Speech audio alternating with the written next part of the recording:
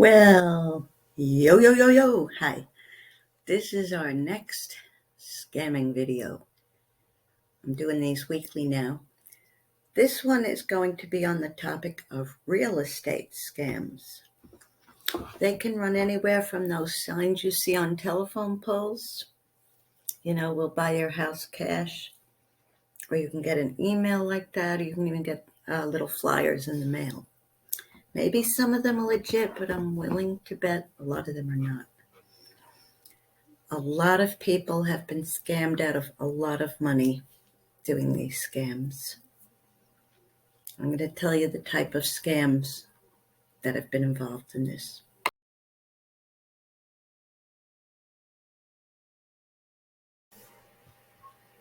Of course, the first one that I mentioned before is the signs that say, "We buy homes." You might even get phone calls like that. I haven't, but I'm sure other people have. They say, "We will buy homes, cash, any condition, blah, blah, blah." They want to get into your home. They want to see it. And they say they will buy it. They'll either offer a really, really low price, or they will say, "Yeah, we'll buy it at the price you asked," and they'll give you fake bank checks and you name it. There are so many ways that people have been screwed over with this. Instead of going to, which is why I know people want to save money by avoiding a realtor so they don't have to pay the commission. But I think paying the commission to a legitimate realtor, and I mean a legitimate realtor, not some dude off the street that says, "I'm a realtor." Someone that is registered with the Better Business Bureau, has a good record, someone that a friend should personally recommend them, or your Chamber of Commerce in the place where you're looking to move. Okay, not some stranger that you have no idea who they are. Those are the ones that are most likely to rip you off, some dude on the street. "I'm going to offer you more money than anybody." The problem is they keep you locked up in their deals so that when a legitimate buyer comes along, they say you're already in contract and you can't do that. I would rather pay a fee for the percentage that the realtor would take than lose all my money to a scammer, wouldn't you? The next type of real estate scam is one where they offer you the asking price, they get in contract with you, and some shady lawyer who doesn't really exist, or they might be a real lawyer and they're the shady type. It's a shame to go through law school for all those years and, pass the bar exam and then decide to go into the shady business. I don't know. Unless they don't know that this person's a scammer, but I doubt it. They'll get a fake inspector to go look at your house and find all these things wrong with it. They'll make it up. And then they'll get you to lower the price and lower and lower and lower and lower and lower. And they'll keep you hanging on to that deal. Meanwhile, there are other people that are looking for houses, but you're in a contract with this person and they're telling you, the lawyer will even contact you, the fake lawyer or whatever, this shady lawyer. Most lawyers are not like that, thank God.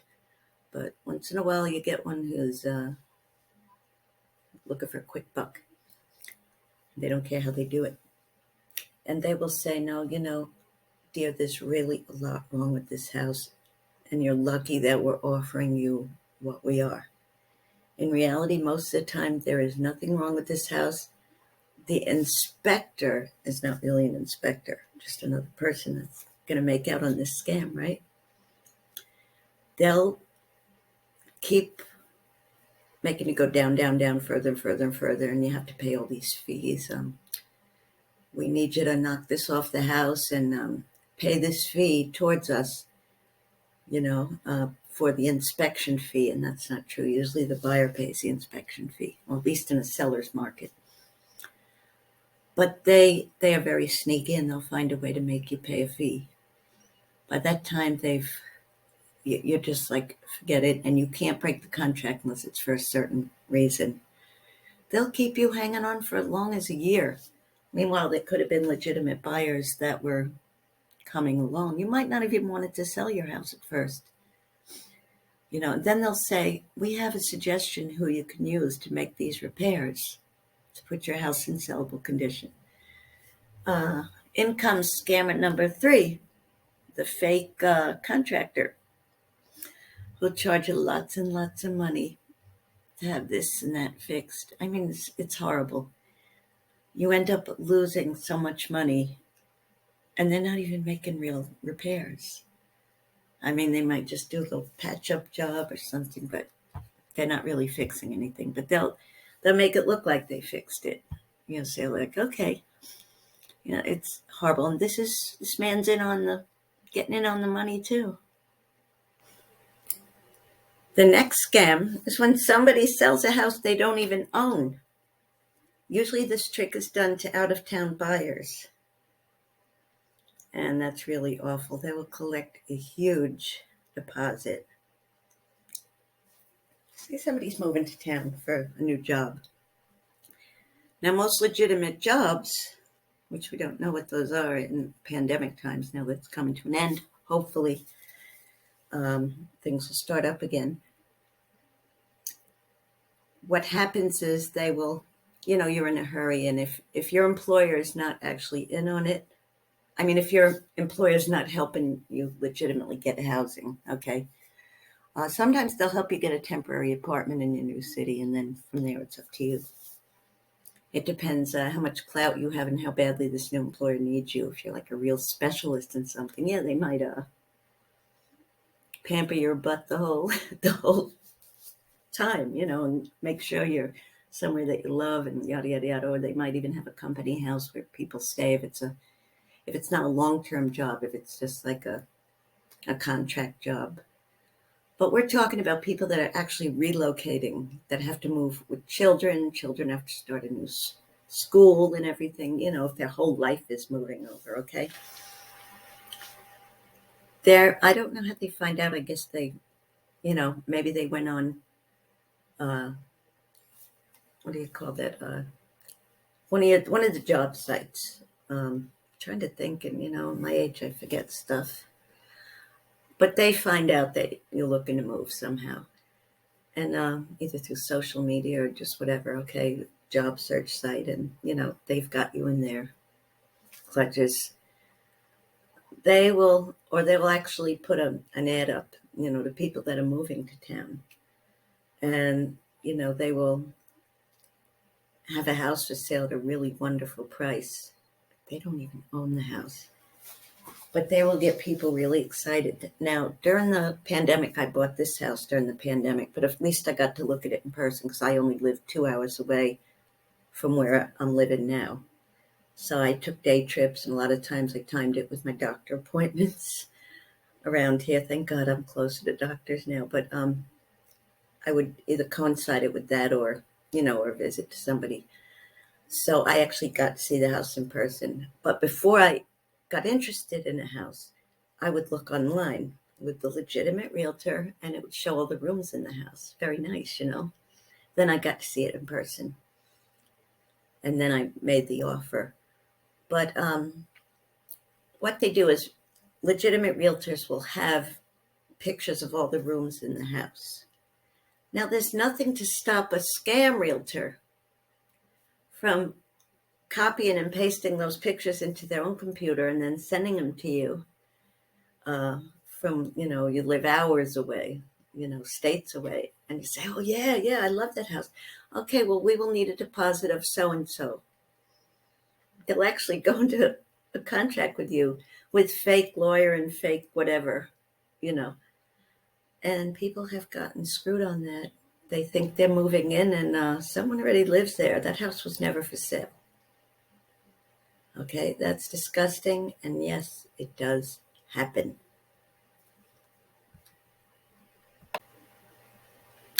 There is another scam that involves rental scams. Now, in very desirable cities, apartments are hard to find, and people are willing to pay a lot of money to get them. They could be very exclusive, beautiful, apartments with pools and clubhouses and gyms built in and whatever, and very convenient to even walk to other places, as big cities where there's not much parking room, like New York or, you know, LA. When I was in LA, there were plenty of places to drive around, but I didn't really get too familiar with the actual downtown area, so I wouldn't be surprised if it was like that. I mean, to drive through, but yeah, once you get into a big downtown area, I know Charleston, which is not as big a city, that it's parking is at a premium.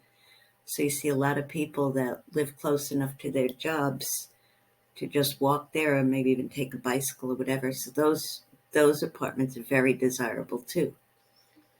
And what happens is somebody has the place for rent, but the place is not really for rent. Either someone's already living there or they're impersonating the person who is renting it out. There are millions of scenarios, I'm sure, but one I've recently read about was a man in New York City who was renting at a very, very nice place. And a man impersonated him and put an ad and made people pay a big deposit security deposit, before they even got to see the place. And he was keeping the money, of course, from loads of people. Anyway, because the man's name was a well-known man, the people who were scammed actually contacted the real person and thinking it was them that stole the money. And this man actually was very upset. He said, no, it was not me. It was, somebody impersonating me. And the lesson to come from this is, you don't have to pay a deposit before you even see a place and meet the person owning the place to make sure they really do own the place. And, even in that scenario, you can never be too careful. You could meet Mr. John Shady Jr. and he could pretend he could be in this little dingy office pretending, oh no, I own the place. So even if you meet the person in person, there's no guarantee that it's not somebody scamming. But a lot of times these are people at a distance or out of town or whatever. And this scammer made lots of money. And the real person who owned the apartment had to actually, go and tell people, no, it was not me. I mean, I felt sorry for the poor guy because he ran a legitimate business. And here's this jerk trying to, pretend to be him. And then people who paid them the money think it's him because they never met him face to face. I mean, it's a shame when that happens. And all I say is buyer or renter, beware. The last time, well, there are tons of different real estate scams, but I'm just talking about a few of them. But what I'm going to talk about that I do read a lot about is if somebody lives in a certain place part-time and they live somewhere else for part of the year, or if they're just on a vacation, maybe an extended vacation, some scammer comes along and the house is empty, so they rent it out to other people. I mean, the people come back and there's someone living in their house. Or I don't know how the other people got in, but, there are probably tons of ways that this is done. But yeah, I do hear about that too. It could even be squatters that are just living there temporarily and they're not paying a damn thing. Okay, that's been known to happen. There are just so many scenarios. You have to really be careful with real estate. And if you don't see any proof that the person owns the place, if you're from far away, you really need to be careful. Please, folks. That's it for now, folks. But if anybody can think of any more, please leave them in the comments below or,